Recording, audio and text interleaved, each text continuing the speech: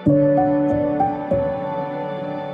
evening, friends. So, in NEET PG Careers, today we are going to discuss one more major branch, that is obstetric and gynecology. Branch बहुत बड़ी है, काफ़ी सारा discussion लंबा हो सकता है. So, we are going to split it into two. First part will be obstetrics and second part will be gynecology. So, what degree you get after 3 years of course? Either you get MD or you MS. Gujarat में होता है MD और कई जगह पर होता है MS in obstetric and gynecology. आपकी प्रैक्टिस कैसे रहेगी दोस्तों? कुछ भी कर लो, मान इंडिया में आजकल जनरली यही प्रैक्टिस है कि भाई ऑब्स्टेटिशियन की है जो है खुद की अपना नर्सिंग होम होता है. बड़े कॉरपोरेट हॉस्पिटल सिर्फ गायनेकोलॉजी ऑब्स्टेटिक के हॉस्पिटल्स अभी तक बने नहीं है. तो आपका ही यानी आप मान के चलो आप प्राइवेट प्रैक्टिस ही करोगे, आपका नर्सिंग होम होगा. तो आप इसमें करोगे कि आपका ओपीडी होगा, आपका रेडियोलॉजी यूनिट होगा, आपका ऑपरेशन थिएटर होगा, आपका होना इंडोर होगा.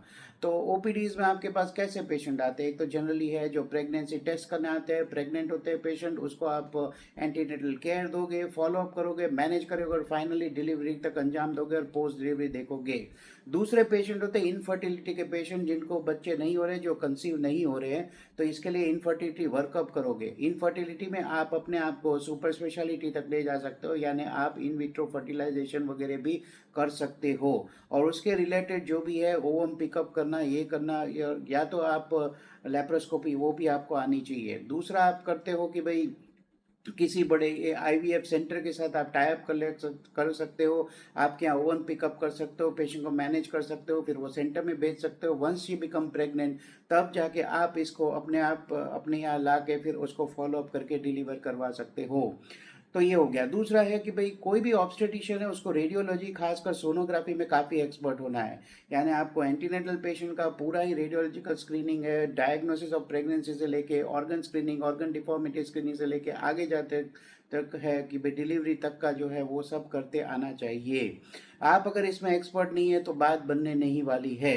आजकल 4D स्कैन्स आ गए हैं जिसमें आप तकरीबन बच्चे का पूरा स्वरूप ही आप दिखा के पेश कर देते हो. आपको अपनी प्रैक्टिस हाई एंड करनी है तो और क्या कर सकते हो डिलीवरी के मेथड्स में? जैसे हो गया जो मेन है आजकल बहुत ही, अगर आपका जो एरिया ऑफ प्रैक्टिस है, जहाँ जिस सेंटर जिस लोकेलिटी में आप करो, जिस शहर में आप करो, बहुत ही एजुकेटेड पेशेंट्स, वर्किंग वीमेन जो आने वाली है, एजुकेटेड पेशेंट्स आने वाले हैं, मान लो तो उन्हें चाहिए कि भाई जो डिलीवरी है वो खास अच्छा एक्सपीरियंस रहे. तो उसके लिए एक आता है labour analgesia, means painless labour is the technique which you can install in your institute. इसके लिए आपको चाहिए कि आपको एक एनेस्थेटिस्ट हो जो एक्सपर्ट हो लेबर एनाल्जेसिया, एपिड्यूरल एनाल्जेसिया देने में, वो आपके साथ टाई अप कर ले और आप दोनों उसको फॉलो करके अपने आप को प्रमोट कर सकते हो कि we give your painless labour. दूसरा होता है बाथ टब में डिलीवरी कराना और काफ़ी सारी चीज़ होती है. आप अगर सीनियोरिटी लेवल पे जाके क्या कर सकते हो कि भाई आप अपने आप को ये भी प्रोजेक्ट कर सकते हो कि भाई हम कॉम्प्लिकेटेड प्रेगनेंसी के साथ ही डील करते हैं. कॉम्प्लिकेटेड प्रेगनेंसीज होती है जिसमें मान लो प्लेसेंटा एबनॉर्मल पोजीशन में है, या ट्विन है, ट्रिपलेट्स है, क्वाड्रुप्लेट्स है, ऐसे भी पेशेंट्स आ सकते हैं. हाई रिस्क प्रेगनेंसीज है तो उसके लिए जो मेडिकल सपोर्ट चाहिए, मान लो कार्डियोलॉजिकल, मेडिकल, नेफ्रोलॉजी सपोर्ट चाहिए, फिजिशियन सपोर्ट चाहिए, वो भी हमारे यहाँ है. तो उस तरह का भी आप अपने आप को प्रोजेक्ट कर सकते हो. दोस्तों अगर आप ऑब्स्टेटिशियन हो और अगर आप सिजेरियन में एक्सपर्ट नहीं हो तो बात बनने ही नहीं वाली है. शहरों में या कई कई भी जगह पर है आजकल, मान लो मेरे ख्याल से 70 to 80% डिलीवरीज जो है वो सिजेरियन से ही होती है. कंसेप्ट क्या हो गया है ना, वर्किंग वीमेन होती है या जो भी एजुकेटेड है, यंग है, एलिट्स है, वो बोलते हैं कि भाई हमको तो एक या दो बच्चे ही करने हैं, तो क्यों ना हम ये ना पेन सहन करें. ये भी एक, मान लो this not an ethical indication, मगर ये एक बहुत बड़ा इंडिकेशन है, ना कि कॉम्प्लिकेटेड लेबर या ऑब्स्ट्रक्टेड लेबर. ऑब्स्ट्रक्टेड लेबर की तो बात ही भूल जाओ. मान लो ब्रीच हो गया या पोस्टीरियर प्रेजेंटेशन हो गया हेड का वगैरह, या ऑब्स्ट्रक्टेड लेबर या हैंड प्रोलैप्स या शोल्डर प्रोलैप्स, या इस तरह के केस हो गए जिसके लिए टिपिकल इंडिकेशन ऑफ सीजरियन होता है, वो तो भूल ही जाइए. नॉर्मल में भी लोग आजकल सीजरियन करते हैं. सीजरियन में एक्सपर्ट होने का मामला में मतलब मेरा ये है कि आप सीजरियन तो करते ही हो, आप फास्ट एंड स्विफ्ट होने चाहिए और आप अनकॉम्प्लिकेटेड वे से सीजरियन कर सके. और मान लो अगर कोई कॉम्प्लिकेशन होता है तो you should be best, you should be equipped with your knowledge and skill so that you can deal with that complication.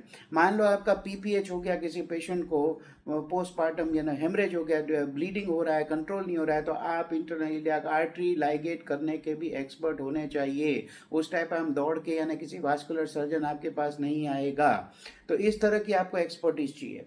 दूसरा जो मेन प्रैक्टिस होता है बच्चों, वो है कि भाई जो है मेडिकल टर्मिनेशन ऑफ प्रेगनेंसी का काफ़ी स्ट्रिक्ट रूल है।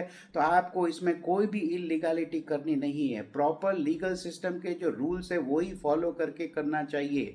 आप क्रिमिनल अबॉर्शन भूल से भी ना करना, लेकिन जो इंडिकेटेड है, पर्टिकुलर इंडिकेटेड है, कंजेनिटली एबनॉर्मल चाइल्ड है या हाई रिस्क मदर का है और वो आते हैं यानी मेडिकल टर्मिनेशन ऑफ प्रेगनेंसी के लिए, तो आप जरूर कीजिए।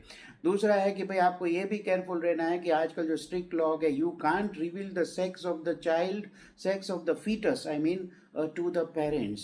अगर आप ये करते हो, सोनोग्राफी में दिख जाता है mid first trimester, at the end of the first trimester, that whether it's a male or a female, and if you disclose it to the parents, then it's a crime if somebody complains against you, and you can end up in jail, your license can be cancelled. This was very positive step put by the government to stop female fetus abortions in some peripheral areas, और illegal जो practice होती थी उसको stop करने के लिए है। So ये हो गया मोटा मोटा ऑब्स्टेटिक्स का। मैं जनरली क्या देखता हूँ कि भाई ऑब्स्टेटिक्स का क्या होता है, थोड़ा लो पेड होता है।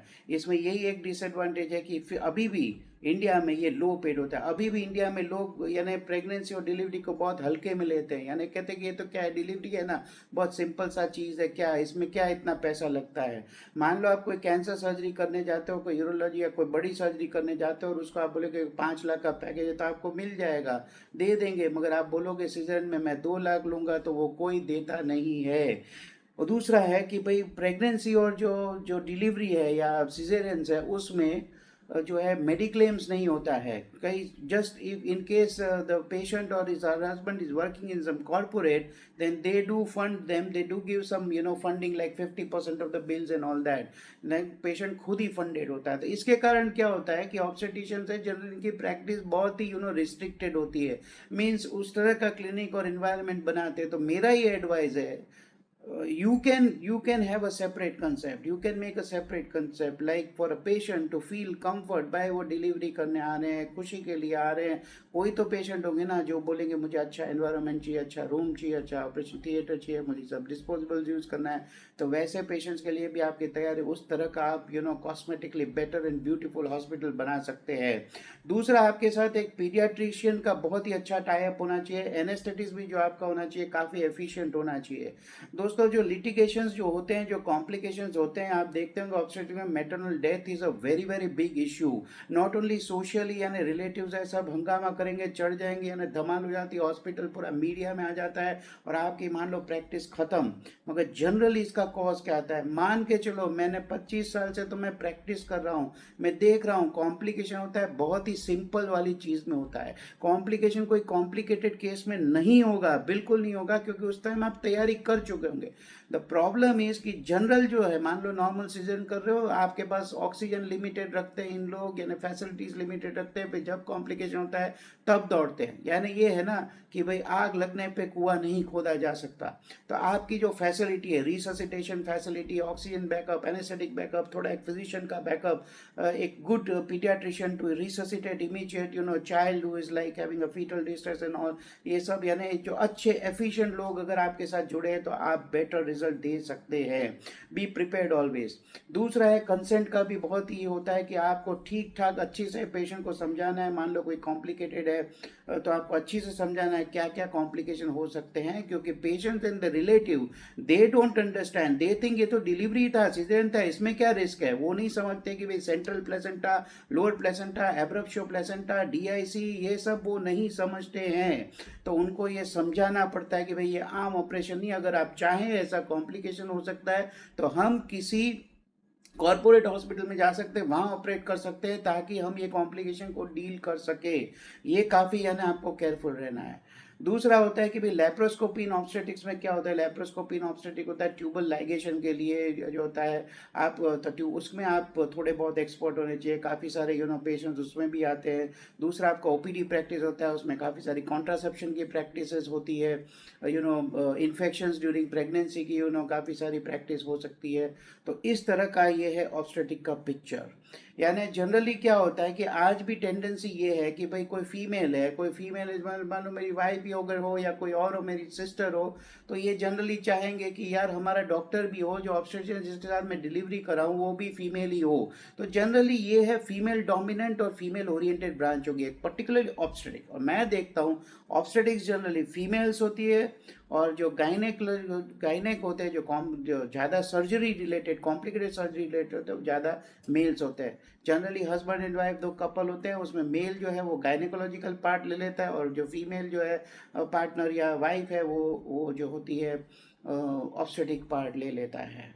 तो जिन लोगों ने ऑब्स्टेटिक का सोचा है, I mean you should plan in a different way, different modern technique, labour analysis, good practice, good operation theater, expert in cesarean, expert in dealing complication, make it a very sophisticated way to practice, make patient comfortable, and you can really click.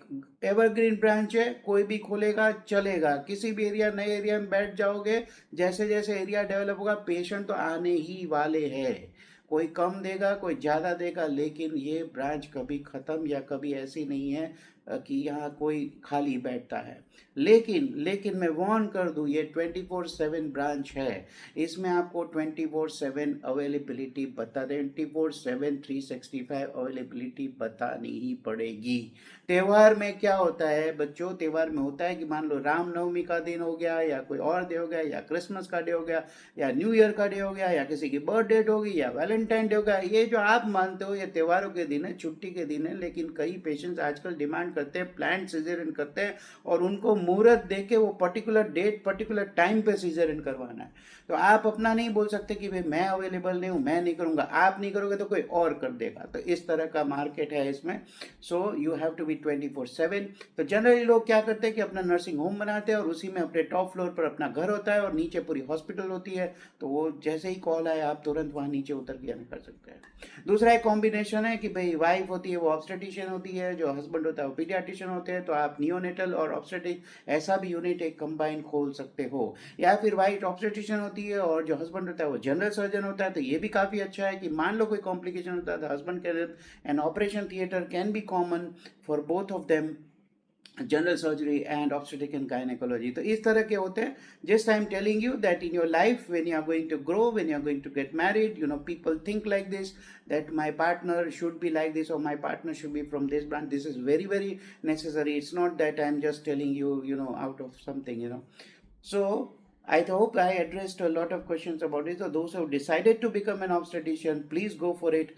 कोई झिझक नहीं है, लेकिन ये ध्यान रखिए responsibility वाली है, लिटिगेशन वाली है, आपको एक्सपर्ट होना है। और आप मैं दुआ करूँ, मैं विश करता हूँ कि आप एक अच्छी साफ सुथरी और अच्छी प्रैक्टिस इसमें लेकर आए, मॉडर्न प्रैक्टिस लेकर आए। फीटल स्क्रीनिंग में ज़्यादा होते हैं, कोरियोनिक विलस बायोप्सी का भी एक होता है कि आजकल कंजेनिटल स्क्रीनिंग में हो गया कि मान लो स्कैन में आपको कुछ पता चला कि भाई मान लो जो है नेप ऑफ नेक यानी नेक का जो है थिकनेस हो गया ज़्यादा है, मान लो एन्यूप्लॉइडी हो सकती है, डाउन सिंड्रोम हो सकता है, ट्राइसोमी 21 18 या ऐसे कुछ हो सकता है, तो आप उसमें तो कोरियोनिक विलस बायोप्सी ये भी एक स्पेशल टेक्निक होती है। आप या किसी को बुला सकते हो, या आपके सेंटर में ये भी कर सकते हो कि we do all this things, we do chromosomal analysis. We are tied up with some hospital with genetics and all, so that we will make sure that your child does not have any congenital anomalies or transmitted hereditary congenital disease. So ये हो गया. I hope I have addressed most of the questions for you. Complicated pregnancy deliver यानी करने के लिए, मान लो hypertension in pregnancy, DIC with pregnancy, not the medical issues और कार्डियक फेलियर, कार्डियोमायोपैथी, जब सार्स और कोविड आया था तब हो रहा था कि एआरडीएस हुआ है पेशेंट को और मदर लेबर में या मदर को डिलीवर करना है, ये सब जो होता है medical complications and pregnancy deliver, इसके लिए भी आपके पास 1 या 2 इंटेंसिव केयर के बेड हो तो वो बहुत ही अच्छी बात होगी। यानी पेशेंट को कोई प्रॉब्लम हुआ वो इंटेंसिव बेड में आप इनिशियली मैनेज कीजिए, मान लो अगर मैनेज हो गया 24-48 घंटे में, it's fine, but if you can not, then always after settling down the patient, stabilising, you can shift to the higher centre. तो इस तरह की सोच रखिए, ना कि बस जस्ट एक छोटा सा सेंटर लेके छोटा सा होटी, इस तरह की सोच बिल्कुल ही मत रखिए। आगे जाके प्रैक्टिस डिफिकल्ट होने वाली है। क्यों? क्योंकि जो है फॉरेन कंट्रीज में मैंने काम किया है 12 साल, तो जैसे है कि काफ़ी सारा वहाँ पर है, जैसे मिडल ईस्ट में है तो बहुत ही सीजरेंस होते हैं, ऑब्स्टेटिक्स का प्रैक्टिस बहुत ही ज़्यादा वो होता है डिफिकल्ट, और ये होता है तो इसमें ये होता है कि फीटल डिस्ट्रेस, फीटल हाइपोक्सिया ये नहीं होने देना। यानी जो है आप फीटल कार्डियोटोग्राफी जो करोगे, जो फीटल हार्ट रेट का मॉनिटरिंग करोगे ड्यूरिंग लेबर एंड ऑल, तो उसका रिकॉर्ड है आपको 20 साल तक रखना पड़ता है। तो 20 साल तक रखता है, यानी कोई बच्चा हो गया 18 साल का, तो 18 साल के बाद भी वो बोल सकता है कि मैं पढ़ नहीं पा रहा हूँ, मेरा आईक्यू लो, या मेरा ये मेंटल है, या मुझे एपिलेप्सी हो गई, तो मैं देखना चाहता हूँ भाई कोई बर्थ एस्पिक्सिया तो नहीं हुआ। तो वैसा भी लिटिगेशन आ सकता है। सो फ्यूचर में, भले इंडिया में आजकल बहुत अभी नहीं है, मगर फ्यूचर में ये आने ही वाला है, because every pregnancy in India you can consider as a precious pregnancy. Okay, so this is all from the obstetric side. I'll see you in another video which will be about the gynecology side and gynec oncology side. Thank you very much. Thank you very much.